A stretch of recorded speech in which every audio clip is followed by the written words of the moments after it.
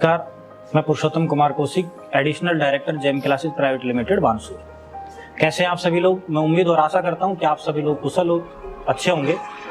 जैसा कि आप सभी लोगों को पता था कि पिछले 17 तारीख जुलाई 2022 को नीट का पेपर पूरे इंडिया के अंदर कंडक्ट करवाया गया था। नीट के पेपर के अंदर जेम क्लासेस से कुल 64 स्टूडेंटों ने भाग लिया। चूंकि अभी रिजल्ट अनाउंसमेंट नहीं हुआ है, लेकिन हाँ, एक्सपेक्टेड रिजल्ट के बारे में अनुभव और एहसास हो ही जाता है।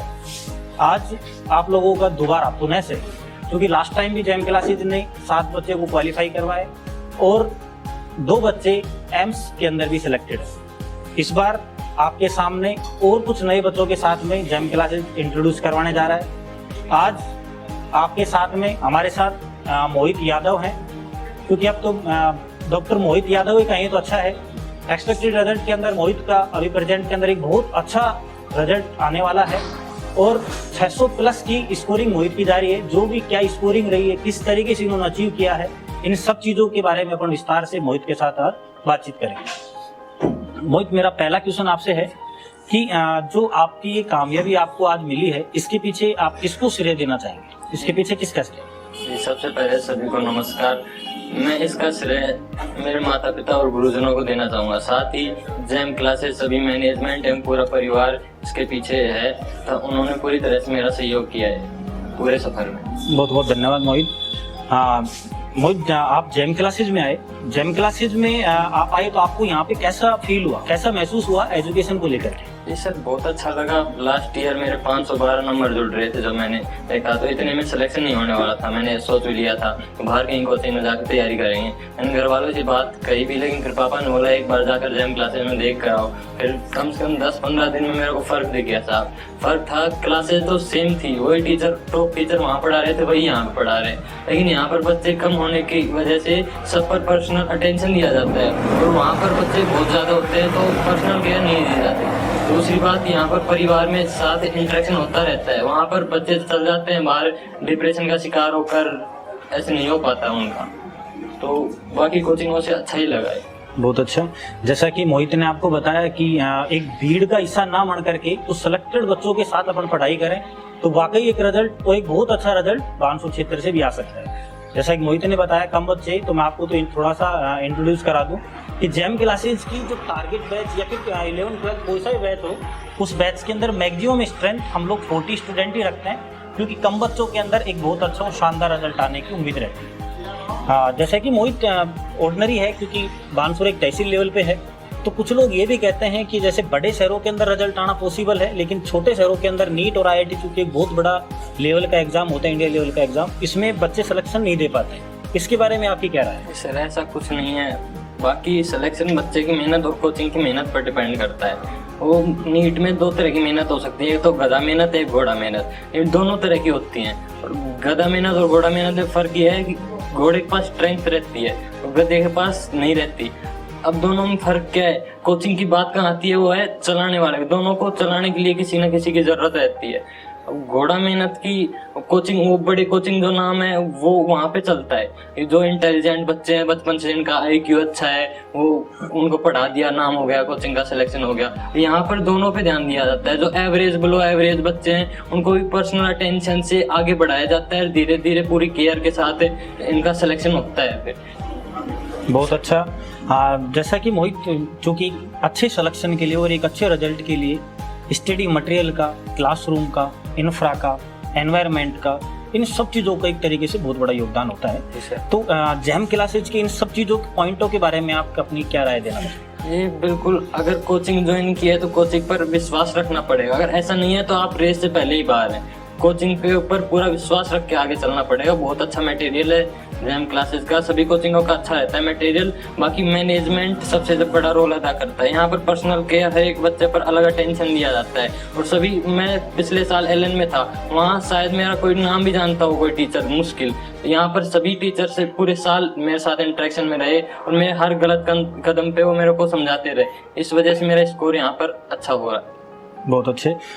जैसा कि मोहित, आप चूँकि एक जेम हॉस्टल के भी स्टूडेंट रहे हैं, और तो हॉस्टल का एक सिलेक्शन के पीछे, जैसे हॉस्टल में अगर कोई बच्चा रहता है तो सिलेक्शन से कुछ उसका फर्क पड़ता है कि नहीं पड़ता, इसके बारे में आप क्या राय देंगे? जी सर, बहुत फर्क पड़ता है। यहाँ पे हॉस्टल के सभी बच्चे हेल्पिंग नेचर के थे सभी, और साथ में यहाँ पर नाइट कैंप, उसका बहुत ज़्यादा फायदा। मैं 4 या 5 महीने रेगुलरली रात को 1-1 बजे तक यहाँ पर कोचिंग में स्टडी की है, उसका बहुत ज़्यादा फायदा हुआ है मेरे से। धन्यवाद। तो मोहित, मुझे आप बताना चाहेंगे कि अभी 2023 में भी जो नीट का पेपर होगा, हमारे स्टूडेंट फिर 2023 में नीट का पेपर देंगे, तो आप अपने इस अनुभव से उन विद्यार्थियों को क्या प्रेरणा देना चाहते हैं कि उन्हें किस प्रकार से पेपर को करना चाहिए? क्योंकि पूरे साल तक प्रॉब्लम चलती है कि बच्चा पेपर नहीं समझ पाता है, तो क्या आप अपना अनुभव उनसे शेयर करना चाहेंगे? जी सर, बिल्कुल। ज़्यादातर बच्चों को फिजिक्स में प्रॉब्लम आती है, जैसा कि सबको पता है फिजिक्स हार्ड लगता है बच्चों को, पर फिजिक्स भी सबसे इजी सब्जेक्ट है फिजिक्स, उसमें कुछ भी याद रखने की ज़रूरत नहीं पड़ती। एक बार अच्छे से कर लिया तो वो पूरे साल काम आएगा। फिजिक्स में अगर आपको समझ में नहीं आता है तो जो आगे अगले दिन टॉपिक पढ़ाने वाले हैं वो टॉपिक एक दिन पहले करके आओ, तो आपका इंटरेस्ट डेवलप होएगा जब वो देखी हुई चीज़ें वापस अगले दिन मिलेंगी। बाकी बच्चे कई ऐसे भी सोचते हैं कि फिजिक्स का पेपर हार्ड आने वाला है, लेकिन ऐसा कुछ नहीं है। एनटीए कैसा भी पेपर बना सकता है। अगली बार का फिजिक्स का पेपर थोड़ा पिछले साल से लो था, बायो का थोड़ा ऊपर था, तो ऐसा कुछ सोच के नहीं चलना है कि कौन सा हार्ड आना है, कहाँ से क्वेश्चन नहीं आने, तीनों सब्जेक्ट बराबर पढ़ने हैं। हाँ, ऐसा हो सकता है अगर आपका कोई बायो सब्जेक्ट अच्छा है तो आप उसका आधा 1 घंटा निकाल के फिजिक्स को दे सकते हैं। बाकी तीनों सब्जेक्ट सही से पढ़ने हैं, पूरे साल मेहनत करनी है। अच्छा, आपका मानना है कि रेगुलर स्टडी करना चाहिए अपन को? बिल्कुल, कंसिस्टेंसी बहुत जरूरी है। लमसम आप मुझे बता सकते हैं कि आपने रेगुलर कितने घंटे पढ़ाई की जो आज आप इस सफलता के मार्ग तक पहुंचे? रेगुलर ज्यादा घंटे पढ़ना जरूरी नहीं है, बस कंसिस्टेंसी सबसे जरूरी है। पूरे साल अगर लगातार आप पढ़ते जाओगे, आपका सिलेक्शन कोई नहीं रोक सकता। 6 से 7 घंटे, लेकिन शुरू से आखिर तक पूरे साल पढ़ना है आपको। बहुत अच्छा, मुझे आपसे बात करके बहुत अच्छा लगा। मैं अब लास्ट टाइम आपसे फिर ये पूछना चाह रहा हूँ कि भाई, जैसे कि आप मुझे बताइए कि कई बार विद्यार्थी कहते हैं कि सर हम पेपर देने जाते हैं तो ऐसा लगता है, तो आप जो एग्जाम हॉल के बारे में आप विद्यार्थियों को बता सकते हैं कि उसका अनुभव कैसा होता है, किस प्रकार से अपने कॉन्फिडेंस लेवल को बनाए रखना चाहिए, तो इसके लिए आपके कुछ विचार जो है आप विद्यार्थियों को बताना चाहोगे? जी सर, बिल्कुल। बस यही एग्जाम देने का टाइम जो उस दिन है, वही दिन आपके 20-30 नंबर का फर्क डाल सकता है आपके पेपर में। जैसे कई बच्चों को कॉन्फिडेंस नहीं रहता बिल्कुल भी, इस कारण वो पेपर देते टाइम ही डर जाते हैं, और जिसके कारण उनको आते हुए क्वेश्चन वो गलत कर बैठते हैं और फिर सारा पेपर खराब हो जाता है, उससे सिलेक्शन भी रुक सकता है। तो आपको बिल्कुल कॉन्फिडेंट होकर जाना है वहाँ पर कि आपने सब कुछ पढ़ा है, पिछले 1 साल में सब कुछ कवर कर रखा है और आपका सिलेक्शन पक्का है। ये सोच लेके आपको जाना है, आपका सिलेक्शन कोई नहीं रोक सकता। बहुत अच्छा, बहुत अच्छे।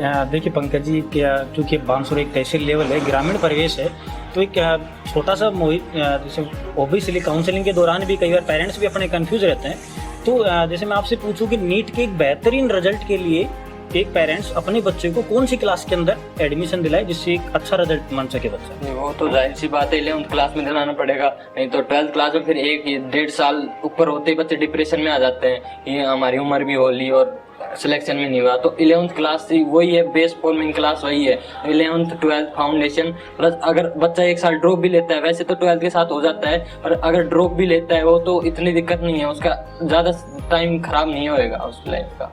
तो 11th क्लास से शुरू करनी चाहिए। बहुत बहुत धन्यवाद। अच्छा, मेरा भी आपसे आखिरी सवाल है, जो बच्चे प्रेजेंट में अभी तैयारी कर रहे हैं नीट 2023 के लिए, जो अगले साल होने वाली है, उन बच्चों को आप क्या कहना चाहेंगे? उनको क्या राय देना पसंद करेंगे कि भाई किससे वो भी आप ही की तरह एक चमकता हुआ सितारा बने? आप उनके लिए क्या कहेंगे? जी बिल्कुल, मेहनत करनी पड़ेगी उनको, पूरे साल मेहनत करनी पड़ेगी। ऐसा नहीं है फिजिक्स 5 दिन में कोई झाड़ा दे दे और हो गए फिजिक्स, पूरे साल आपको फिजिक्स में मेहनत करनी पड़ेगी। केमिस्ट्री में, बायो में अच्छे से नोट्स बनाएं। नोट्स शुरुआत में लगता है हमारे हो जाएंगे, लेकिन बाद में वो जब वो चीज़ें काफ़ी टाइम हो जाता है पढ़े हुए तो भूलने लगते हैं अपन, तो वहाँ पर नोट्स की ज़रूरत है। शुरू से ही शॉर्ट नोट्स हर एक चैप्टर के अलग से चैप्टर के साथ बनाते हुए चले, लास्ट टाइम फिर नहीं हो पाता। काफ़ी बड़ा सिलेबस है, 11th 12th दोनों कवर करना पड़ता है, तो शुरू से अच्छे नोट्स बना के रखें, बाकी मेहनत तो करनी पड़ेगी। बहुत अच्छे। Best of luck for your upcoming future Mohit, on the behalf of all your gem परिवार। तो आप हम सबकी तो यही आशा और उम्मीद है कि आप जीवन में इसी तरीके से आगे बढ़ते रहें, जीवन में हर ऊंचाई को आप छुएं, हमेशा कामयाब रहे।